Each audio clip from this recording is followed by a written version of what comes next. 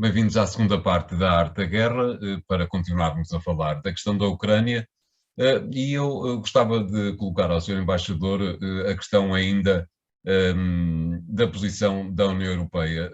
Se me é permitido a comparação, a União Europeia parece estar a comportar-se como se, estando no Titanic e estando ele a afundar, resolvesse ocupar todos os barcos salva-vidas e empunhasse cartazes onde dissesse estamos convosco, virados para quem se iria afogar.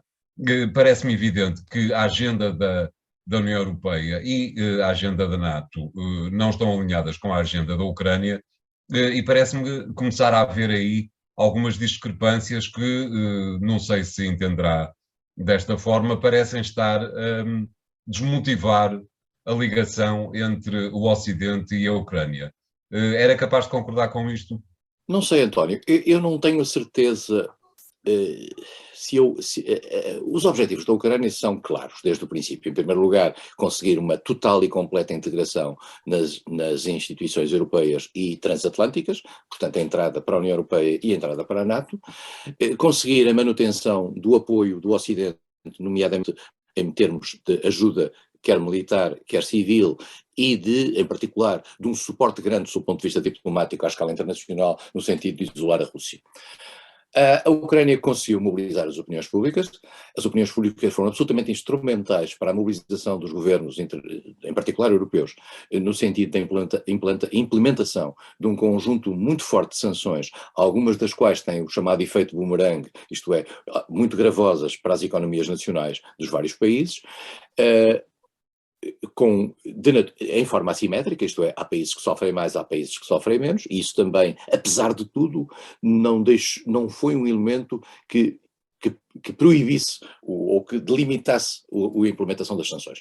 Há umas sanções que desde o início estavam afastadas, as sanções sobre os produtos energéticos, tendo em consideração que o fluxo e a dependência que tinha sido criada em alguns países europeus, nomeadamente no centro e no leste da Europa, relativamente à Rússia, era demasiado elevada para permitir, de repente, pura e simplesmente o fecho da torneira por parte desses países relativamente ao gás russo, porque não há alternativas. São os próprios que dizem que não há alternativas. Eu continuo a pensar que a Alemanha fez um grande gesto, nomeadamente fechando o Nord Stream 2, mas há limites relativamente a isso. Não é por acaso que não houve consenso no sentido de incluir isto nas sanções. Zelensky o que é que quer? Zelensky quer ter tão longe quanto possível. E de certa maneira, ao ir tão longe quanto possível, ele também vai testar por essa sua atitude aquilo que é a abertura dos seus parceiros e da simpatia do mundo ocidental. Fê-lo em relação à NATO e já recuou. Se repararmos bem, Zelensky já diz que já percebeu que a NATO não tem condições para incorporar um país que está em guerra, e em particular um país que introduziria dentro da NATO um conflito novo com um parceiro com quem a NATO não tem um conflito. A NATO não está em guerra com a Rússia. Vamos ser claros. Porque se estivesse em guerra com a Rússia, a nossa conversa aqui seria completamente outra. A NATO está a apoiar um país que está em guerra com a Rússia, a quem a Rússia declarou guerra. Aliás, a Ucrânia não declarou guerra à Rússia. Mas a Ucrânia não é um membro NATO e, portanto, não tem, por parte da NATO, as mesmas proteções. Por essa mesma razão, aquilo que Zelensky também me pede, que é uma zona de exclusão aérea, não tem sentido. Isto é, uma zona de exclusão aérea significa, julgo que já dissemos isto aqui, mas vale a pena repeti-lo, significa que se um avião russo passasse por cima da Ucrânia, era abatido por aviões NATO. O que significava que nesse momento os países NATO entravam em guerra com a Rússia. E a guerra com a Rússia, é preciso perceber o que é uma guerra com a Rússia, que são dois poderes nucleares. Por outro lado, diretamente a questão que o António coloca, a questão da União Europeia. Nós temos que perceber que o processo de entrada para a União Europeia, eu disse aqui outro dia, não é meramente um clube no sentido de um clube político. A União Europeia é uma estrutura e é uma mescla, são 80 mil páginas de legislação que é preciso transcrever e é preciso passar para a ordem nacional, fazê-las cumprir na ordem nacional, para além daquilo que são chamados critérios de Copenhague, as questões da separação de poderes, as questões da democracia, a liberdade dos tribunais, etc. Tudo isso, não há condições neste momento da Ucrânia para isso, para fazer parte desse clube, mas a União Europeia foi, a meu ver, tão longe quanto era possível, sabendo que há países dentro da União Europeia que gostavam de ter ido mais longe, sabendo que há outros que não gostaram até desta linguagem. Nós temos também de perceber que há países que estão à espera para entrar para a União Europeia há muito tempo e que fizeram um longo percurso e para os quais é um pouco injusto que a Ucrânia passasse à frente. As pessoas dirão, mas... Países, aliás, se me permitem interromper, países, aliás, onde as influências russas são históricas e bem acentuadas. É verdade, é verdade. E os países balcânicos, por exemplo, e estão o esforço que foi feito pela Macedónia do Norte, o esforço que foi feito pela Albânia, mas também há um processo em curso relativamente à Sérvia, há um processo em curso relativamente ao Montenegro, há o caso tradicional da Turquia, mas tudo isto temos que perceber que isto é um processo que não é um processo voluntarista e de mera disponibilidade, não é pura e simplesmente dizer vocês entram para a União Europeia e depois logo se vê. Isto acho que não é sério, não seria sério, seria um gesto sem sentido. Acho que aquilo que a União Europeia fez no sentido de iniciar o processo com a Ucrânia é o que é possível fazer. E portanto, é verdade que Zelensky poderá estar desiludido com as instituições ocidentais, eu acho que não está. Eu acho que ele percebe que tinha que fazer este número também, sob o ponto de vista da própria pressão, porque é um número que pelos vistos também mobiliza as opiniões públicas dentro da União Europeia a seu favor, e isso é importante. A ação da natureza psicológica, a ação psicológica que está a ser feita pelo governo ucraniano em termos das entrevistas, dos filmes, dos mídias, etc., é muito forte. Isso está a ter um efeito claro nas opiniões públicas europeias e está a ter um efeito no isolamento que a Rússia tem no quadro internacional, e temos aí, podemos falar também da questão da China neste contexto.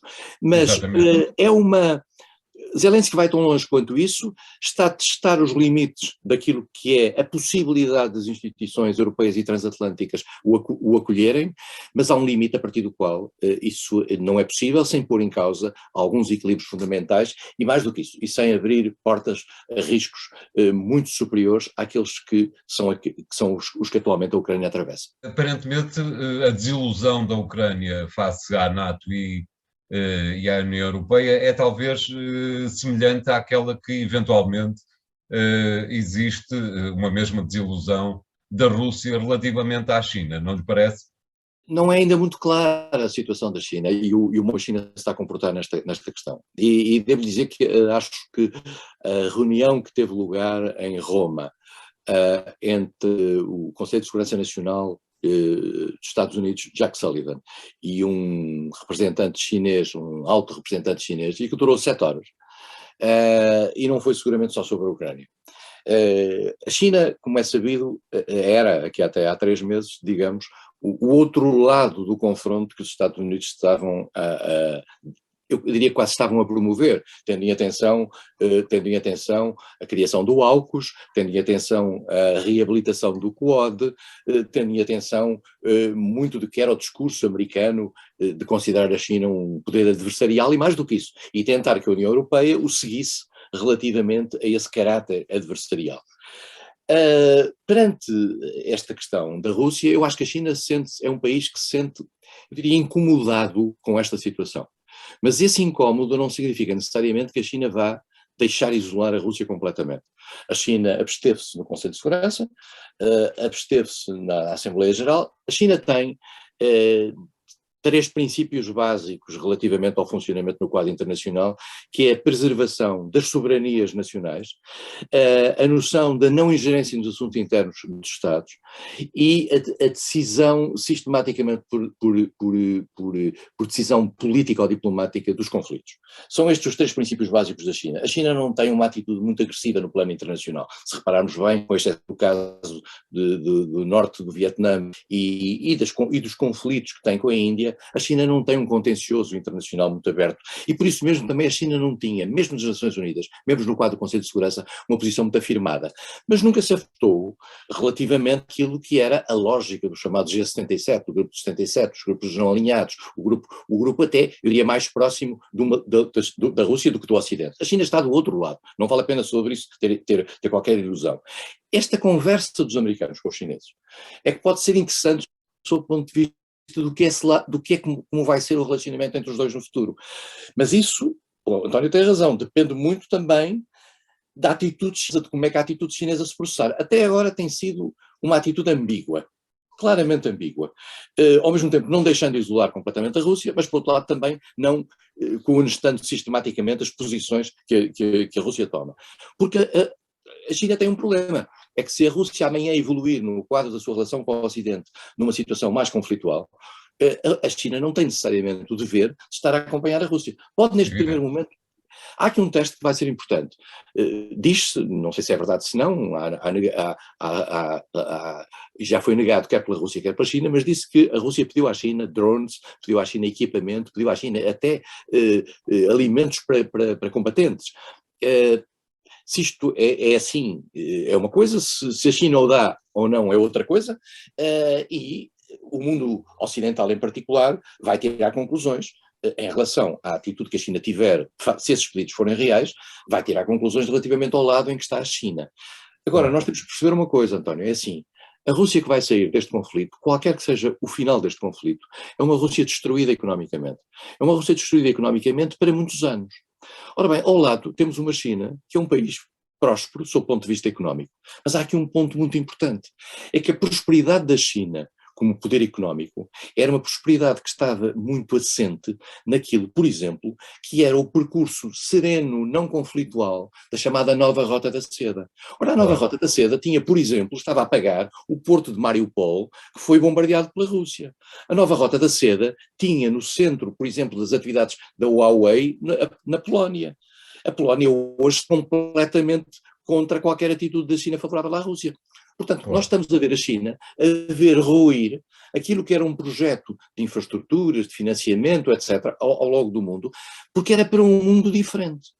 Ora, isto é muito importante para a China. A China é um país que não pode correr o risco. Este é um ponto básico. A China não pode correr o risco de ver o seu acesso comercial internacional cortado por sanções a si próprias. Porquê? Porque a China baseia tudo aquilo que é a sua riqueza e a sua capacidade de ação externa no comércio. E, portanto, tudo aquilo, se este comércio, se amanhã os Estados Unidos e o mundo ocidental resolvem impor à China umas sanções idênticas à que impõem à Rússia, por considerarem que a China se coligou com a Rússia, a China fica numa situação muito difícil. Claro, nós sabemos, depois vão ter retorções, etc. Mas, dito isto, estamos entrando em mundos muito complicados. Muito bem, vamos fazer aqui o segundo intervalo, voltamos já de seguida. Até lá.